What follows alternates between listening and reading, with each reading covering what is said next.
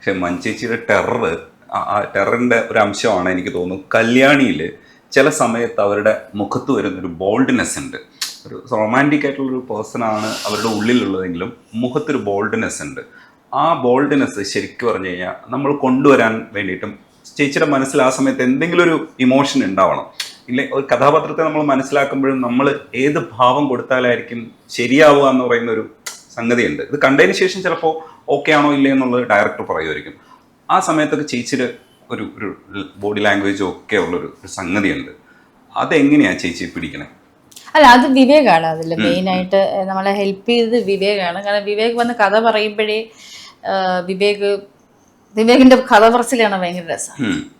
ചേച്ചി കല്യാണി എന്ന് പറയുന്നത് ഭയങ്കര ഹസ്കി ആയിട്ട് സംസാരിക്കുള്ളൂ, ഇങ്ങനെ ടോണിലാണ് പറയുക. അത് നമ്മുടെ ഷൂട്ടിന് തൊട്ടുമ്പോൾ കല്യാണിയുടെ ബോഡി ലാംഗ്വേജ്, ബോഡി സ്ട്രക്ചർ ഒക്കെ പറഞ്ഞു തന്നിട്ടുണ്ടായിരുന്നു. കല്യാണി എന്ന് പറയുന്നത് കുറച്ച് ബോൾഡായിട്ടുള്ള സ്ത്രീയാണ്.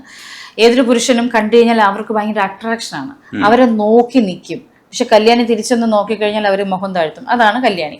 അപ്പോൾ ഇവർക്ക് അട്രാക്ഷൻ ഉണ്ട്, പക്ഷെ ഇവരുടെ കയ്യിലിരിപ്പ് അത്ര ഇതായതുകൊണ്ട് ആരും അടുക്കില്ല. അങ്ങനത്തെ ഒരു ക്യാരക്ടറാന്ന് പറഞ്ഞു. അതുകൊണ്ടാണ് അവൻ്റെ ബോൾനെസ് വരാനാണ് തോർത്തില്ല എന്നുള്ളത് പറഞ്ഞു. ഞാൻ പറഞ്ഞു, ആരെയും പറഞ്ഞ് തോർത്തില്ലെങ്കിൽ ബോൾനെസ് വരുന്നു, അത് വൾഗറല്ലേ വരുള്ളൂ. അവസാനം പറഞ്ഞ് തോർത്ത് തരാം വാ എന്ന് പറഞ്ഞതാ. അപ്പൊ അതെനിക്ക് പേഴ്സണൽ ഞാൻ തോർത്തിട്ടില്ലെങ്കിൽ അതിന് വൾഗാരിറ്റി വരുള്ളൂ. നമുക്ക് അങ്ങനത്തെ ഒരു ബോഡി അല്ലല്ലോ നമുക്ക്. വിവേക് പറയും, ചേച്ചി ഷോൾഡർ ഇങ്ങനെ ഇരിക്കണം, തല കുറച്ച് ഇതായിരിക്കണം, ഷാർപ്പ് ഐസ് ആയിരിക്കണം എന്നൊക്കെ പറഞ്ഞിട്ട് പറയും. ഓരോ ഷോട്ടിന് മുമ്പും വന്നിട്ട് വിവേക് മൈക്കിലൂടെ ആക്ഷൻ എന്ന് പറയാറില്ല, shoulder up, eyes sharp, head up, sharp ചേച്ചി കല്യാണി എന്നേ വിളിക്കുള്ളൂ. അല്ലാതെ ആക്ഷൻ എന്ന് വിളിക്കില്ല, കല്യാണി എന്ന് വിളിക്കുള്ളൂ. അപ്പം ആ കല്യാണിയായിട്ട് മാറിപ്പോന്നാണ്. അതിന്റെ പൂർണ്ണ അവകാശം ഈ പറഞ്ഞ പോലെ നമ്മൾ ആക്ട് ചെയ്തു, അത് ചെയ്യാൻ പറ്റി വിജയിപ്പിച്ചുവെങ്കിൽ അത് ദൈവത്തിന്റെ ഗുരുക്കന്മാരുടെ അനുഗ്രഹം എന്ന് മാത്രമേ എനിക്ക് പറയാനുള്ളൂ.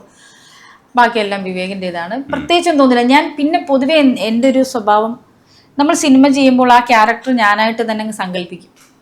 എൻ്റെ കൂടെയുള്ള ആൾക്കാരൊക്കെ എൻ്റെ ആണെന്ന് സങ്കല്പിക്കും. സങ്കല്പിച്ച് കഴിഞ്ഞിട്ട് ഞാനിങ്ങനെ ആലോചിക്കും, ഇങ്ങനെ എനിക്ക് വന്നാൽ എന്ന് പറഞ്ഞിട്ട് അതിനെ ഇട്ടങ്ങ് നീറി നമ്മുടെ മനസ്സിലിട്ട് ഇതാക്കി കഴിയുമ്പോൾ ശരിക്കുള്ള പ്രോസസ് അത് നമുക്കറിയാതെ അങ്ങ് വന്നു. അതിപ്പോൾ സങ്കടമാണെങ്കിലും ഹാപ്പിനെസ് പൊതുവെ എനിക്കുണ്ടല്ലോ, അതങ്ങ് കോമഡി ചെയ്യാൻ എനിക്ക് സത്യം പറഞ്ഞാൽ വലിയ ബുദ്ധിമുട്ട് വന്നിട്ടില്ല, അതങ്ങ് വരും. കുട്ടിയമ്മ ശരിക്കും കുറച്ച് മോണോ ആക്ടിന്റെ ലെവലില് പാളിപ്പോവാൻ സാധ്യതയുള്ള ചില ഏരിയാസ് ഒക്കെ അതിനകത്തുണ്ട്. പക്ഷേ അത് ത്രൂ ഔട്ട് നമുക്ക് ഒരു തരത്തിൽ പോലും അത് ക്യാരക്ടർ അല്ലാന്ന് തോന്നിയിട്ടില്ല. ചേച്ചിയുടെ കാലിന്റെ വയ്പും ഒക്കെ ക്യാരക്ടർ അല്ലാന്ന് ഒരു സ്ഥലത്ത് തോന്നിയിട്ടില്ല. ഒരു ഫ്രെയിമിൽ പോലും നമുക്കൊരു തെറ്റ് പറയാൻ പറ്റാത്ത രീതിയിൽ ആണത് നമ്മുടെ ഉള്ളിലേക്ക് കയറിയത്. അവിടെയും ഇതേപോലെ ചില സാധനങ്ങൾ ശ്രദ്ധിക്കുമ്പോൾ കോൺഷ്യസ്ലി നമ്മൾ കാലൊക്കെ ചേച്ചിയുടെ ആക്ഷനൊക്കെ അങ്ങനെ വെക്കണ്ടേ. അപ്പോൾ വെക്കുമ്പോൾ ഇത് അങ്ങനെ തന്നെ ഇരിക്കണ്ടേ ഫുൾ ഷോട്ടിലും. അപ്പോൾ ഒരു കരുതൽ വേണം. കരുതുമ്പോൾ നമ്മൾ ഡയലോഗ്സ് ഉണ്ട്, അതേപോലെ തന്നെ അതിനകത്ത് ഇമോഷൻസ് ഉണ്ട്. ആ സ്പേസിലൊക്കെ അത് രസമായിട്ട് ചെയ്തില്ലെങ്കിൽ നമ്മൾ ഇത്രയും രസിക്കില്ല. അപ്പം ഉള്ളിൽ എന്റർടൈൻ ചെയ്യണം ചേച്ചി. ആ ക്യാരക്ടർ ഇങ്ങനെ പോകുമ്പോഴും എന്റർടൈൻ ചെയ്യണം. ചിലപ്പോൾ ക്യാമറയിൽ ഈ പതിഞ്ഞുകൊണ്ടിരിക്കുന്ന സമയത്ത് ചേച്ചി ചിലപ്പോൾ കോൺഷ്യസ് ആയിരിക്കും, പക്ഷെ നമുക്കത് മനസ്സിലാവണില്ല. നമ്മൾ ക്യാരക്ടറായിട്ടാണ് കാണുന്നത്. ആ പ്രോസസ്സ് എങ്ങനെയാ ചേച്ചി ആസ്വദിക്കും? ഞാൻ കോൺഷ്യസ് ആയിരുന്നില്ല. കോൺഷ്യസ് അല്ലാതെ ചെയ്ത 2 സിനിമയാണ്, ഒന്ന് ഹോമോ, ഒന്ന് ഫാലിമി. ഞാൻ ഒട്ടും കോൺഷ്യസ് ആയിരുന്നില്ല.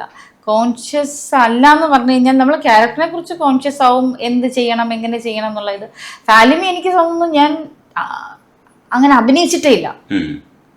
മീൻസ് അങ്ങനെ ഒരു അഭിനയം കൊടുക്കേണ്ടി വന്നിട്ടില്ല. അതെല്ലാം ഒരു നിർജീവമായിരുന്നു. രമ എന്ന് പറഞ്ഞ ക്യാരക്ടർ ഒരു ലൈഫിൽ ഒത്തിരി അനുഭവിക്കുകയോ എല്ലാം ചെയ്ത ഒരു നിർജീവമായിട്ടുള്ളൊരു ലേഡി ആയിരുന്നു. ഹോമിനെ സംബന്ധിച്ച് ഹോമും ഈ പറഞ്ഞ പോലെ അവരുടെ ചുറ്റുവട്ടം, അവരുടെ ഹസ്ബൻഡ്, അച്ഛൻ, മക്കള്, കുടുംബം, അതായിരുന്നു. അതിന് പറയുന്നുണ്ടല്ലോ നഴ്സിന്റെ ജോലി വരെ വേണ്ടാന്ന് വെച്ചത് അതിന് വേണ്ടിയിട്ടാണ്. അങ്ങനെ ഒരു കുടുംബം, ബന്ധങ്ങൾക്ക് വാല്യൂ ഉള്ളതുകൊണ്ടാണ് അച്ഛനെ മകൻ പറയുമ്പോൾ അവർ പൊട്ടിത്തെറിക്കുന്നത്. അതെല്ലാ വീട്ടിലും ഉള്ളതാണ്. അവർ തമ്മിൽ മുട്ടനടിയായിരിക്കും, അച്ഛനും അമ്മയും തമ്മിൽ. പക്ഷെ മക്കൾ എന്തെങ്കിലും പറഞ്ഞു കഴിഞ്ഞാൽ പെട്ടെന്ന് നിർത്തടാന്ന് പറയും. അതെൻ്റെ വീട്ടിലൊക്കെ നടക്കുന്നതാണ്. ഇപ്പം അച്ഛനും അമ്മയും കൂടെ മുട്ടനടിയാണെങ്കിലും എൻ്റെ ബ്രദറോ ആരെങ്കിലും എൻ്റെ അച്ഛൻ്റെ അടുത്ത് അല്ലെങ്കിൽ എൻ്റെ അമ്മയുടെ അടുത്ത് ഒന്ന് ശബ്ദമുയർത്തിയാൽ അവരിൽ ഒരാൾ കയറി ഇടപെടും. അതെല്ലായിടത്തും കാണുന്ന. പിന്നെ കാലിന്റെ സംഭവം ആക്ച്വലി എൻ്റെ ലളിതാമ്മയ്ക്ക് കാലിന്റെ മുട്ടിന്റെ പ്രശ്നമുണ്ട്. ആ ലളിതാമ്മ നടക്കുന്ന എപ്പോഴും ഇങ്ങനെ ഒരു ഇതില്ല. സുജിത്തിന്റെ അമ്മയ്ക്ക് കാലിന് ഇച്ചിരി പ്രശ്നമുണ്ട്. അപ്പം ഈ സുജിത്തിന്റെ അമ്മയൊക്കെ ഞാനോട് ഭയങ്കര ക്ലോസ് ആണ്. ഇപ്പോഴും വളരെയധികം സംസാരിക്കുകയും ഒക്കെ ചെയ്യുന്ന, എല്ലാ കാര്യങ്ങളും വിശേഷങ്ങൾ പറയുകയൊക്കെ ചെയ്യുന്ന ഒരാളാണ്. അപ്പം ഈ കാല് വെച്ചിട്ട് അമ്മ എപ്പോഴും എന്ന് പറഞ്ഞിങ്ങനെ നമുക്ക് അതൊക്കെ ഇങ്ങനെ മനസ്സിൽ വരും. അത് നമ്മളിങ്ങനെ കൊടുക്കുന്നതാണ്.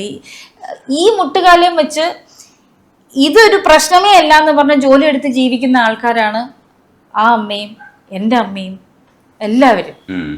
അതൊന്നും ആ കാലുവേദന വെച്ച് നമ്മുടെ അമ്മമാരൊക്കെ എന്ത് വേദന ഉണ്ടെങ്കിലും എന്നിട്ട് ഈ ജോലി എല്ലാം കഴിഞ്ഞിരുന്നിട്ടൊരു ഇത് പറച്ചിലുണ്ട്, ഇവിടെ പണിയെടുക്കാനാണോ, അയ്യോ ഒരുത്തനും ഇല്ല സഹായിക്കാൻ, അങ്ങനെ പിറ്റേ ദിവസവും ഈ വേദന വെച്ച് ഇവര് ജോലി എടുക്കും. അതാണ് അമ്മമാര്. അതായിരുന്നു കുട്ടിയമ്മ. മനസ്സിലായി. അതേപോലെ തന്നെ ചേച്ചി കോമഡി ചെയ്യുമ്പോ SP പിള്ള എന്ന് പറയുന്ന ഇവിടെ ഒരു കൊമേഡിയനെ ഇങ്ങനെ വെച്ചിട്ടുണ്ട്. അപ്പൊ ചേച്ചി വരുമ്പോ തീർച്ചയായിട്ടും ഈ ഫാമിലി എന്ന് വരുമ്പോ ശ്രദ്ധിക്കുമല്ലോ.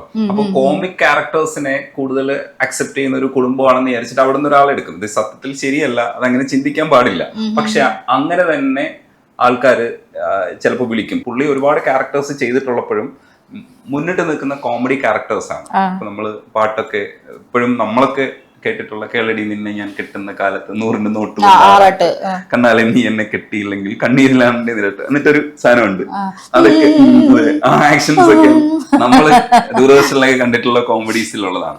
അപ്പൊ അങ്ങനെ തന്നെ കോമഡി ചെയ്യുന്ന ഒരാളെ ചൂസ് ചെയ്തതാണോ അതേ അല്ലാതെയാണോ ഈ ചൂസിങ് നടക്കുന്നത്? ഈ ഫസ്റ്റ് ഇതില് സീരിയലിലും ഒക്കെ കോമഡി ചെയ്താണല്ലോ ചേച്ചി തുടങ്ങണേ? അല്ല, തത്തമ്മ പൂച്ച പൂച്ച എന്ന് പറയുന്ന ഇത് ചെയ്തപ്പോൾ ഇവരാരാന്ന് ചോദിക്കുകയും SP പിള്ളയുടെ കൊച്ചുമോളാണെന്ന് പറയുകയും ചെയ്തപ്പോൾ ഇവർക്ക് അതിനുള്ള ടാലന്റ് ഉണ്ടാവുമല്ലോ എന്ന് വിചാരിച്ചിട്ട് ചെയ്തതാണ്. അതിനകത്ത് ഞാൻ വലിയ കോമഡി ഒന്നും ചെയ്തിട്ടില്ല. അതിനകത്ത് സിറ്റുവേഷൻസ് ആയിരുന്നു സബ്ജക്റ്റ്, അല്ലാതെ അതിന്റെ കണ്ടന്റ് സിറ്റുവേഷൻസ് ആയിരുന്നു. നമുക്ക് അഭിനയിക്കേണ്ടി വന്നിട്ടില്ല. പിന്നെ അത് കഴിഞ്ഞ് ചെയ്ത സീരിയലിലൊക്കെ ഞാൻ നെഗറ്റീവ്സ് ചെയ്തിട്ടുണ്ടല്ലോ. സീരിയൽസിൽ കാവ്യാഞ്ജലി എന്നൊക്കെ പറഞ്ഞ സീരിയലിൽ പക്ക ഒരു പവിഴം എന്ന് പറഞ്ഞിട്ടൊരു ക്യാരക്ടറായിരുന്നു. ഭയങ്കര ഒരു ഗുണ്ടായിരുന്നു അതിനകത്ത്. അങ്ങനെ ഒരു ക്യാരക്ടർ എനിക്ക് ഇഷ്ടമാണ്. പിന്നെ അന്നും എൻജോയ് ചെയ്തിട്ടുണ്ട്. എനിക്കിഷ്ടമായിരുന്നു. കാരണം എപ്പോഴും ഒരു പടി നെഗറ്റീവ് ക്യാരക്ടേഴ്സിന് നമുക്ക് അപ്രിസിയേഷൻ കിട്ടും. ഞാൻ ഇന്നലെ കണ്ട സിനിമയിലും നെഗറ്റീവ് ചെയ്ത ആ ക്യാരക്ടേഴ്സ് പിള്ളേർ എന്ത് രസം, മുറയില് എല്ലാത്തിലും നമ്മള് പണിയില് ഇപ്പോഴത്തെ ട്രെൻഡ് അതാണല്ലോ. അങ്ങനെ നെഗറ്റീവ് ചെയ്യുന്നവരാണ് ഹീറോസ് ആയിട്ട് ഹീറോസ് ആവുന്നത്. അതെ, നല്ല മ്യൂസിക് ഒക്കെ അവർക്കായിരിക്കും. അതെ, ഈ ഒന്നാലോചിക്കണം, സാഗർ എന്ന് പറയുന്ന അവൻ സാഗർ തട്ടിമുട്ടിയിലാണ് വരുന്നത്. അവൻ ആദ്യം ചെയ്തത് കോമഡിയാ. അവൻ ആദ്യം കോമഡി ചെയ്തു. അത് കഴിഞ്ഞ് ചെയ്ത സിനിമയിലും 1-2 കോമഡി ആയിരുന്നു. ഒന്നില് മാത്രമാണ് 2 സിനിമ ചെയ്തെന്ന് തോന്നുന്നു. അല്ല, ഒന്നില് രാജുവിന്റെ കുരുതി, അതില് കുറച്ച് നെഗറ്റീവ് ഷെയ്ഡുള്ള ഒരു നെഗറ്റീവ് എന്ന് തന്നെ പറയാം.